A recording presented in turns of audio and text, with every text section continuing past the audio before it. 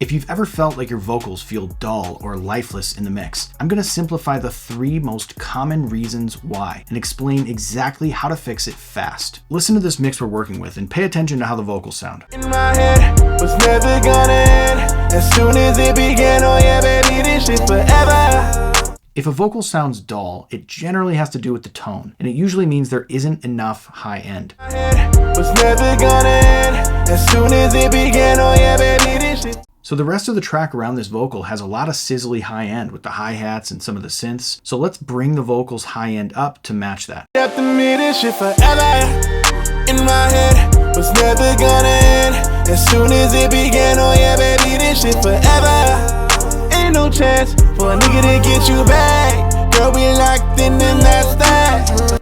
Instantly, this vocal wakes up. We rebalanced the tone to add some high frequencies, and that took away all the dullness without introducing any harshness. Listen again before and after. After me, this shit forever. In my head was never gonna end. As soon as it began, oh yeah baby, this shit forever. Ain't no chance for a nigga to get you back. Girl, we locked in and that's that. This Air Plus slider is especially great because it adds all that airiness to the vocal without introducing harshness. If you tried to add these frequencies with a traditional EQ, chances are you're going to introduce some brittleness and harshness. So choose your tools wisely when you're working on the high end. Also, make sure you don't overdo it. It's very easy to add way too much high end. So be sure to check with some commercial reference mixes as you're working on the highs, just to make sure that you're adding a healthy amount without getting too bright. This vocal feels a lot more lively since we rebalanced the tone. It still feels a little bit dull in comparison to the rest of the mix, and that's because of the other main reason we mentioned, which is the space. If the vocal is super dry, it might come off as a bit dull. Take a listen as we add some reverb. After me, this shit forever. In my head was never gonna end. As soon as it began, oh yeah baby, this shit forever. Ain't no chance for a nigga to get you back. Girl, we locked in and that's that. As you can tell, adding reverb and delay gives this vocal some breathing room and it makes it feel a lot more alive. Take a listen before and after the space module. After me, this shit forever. In my head was never gonna end. As soon as it began, oh yeah baby, this shit forever.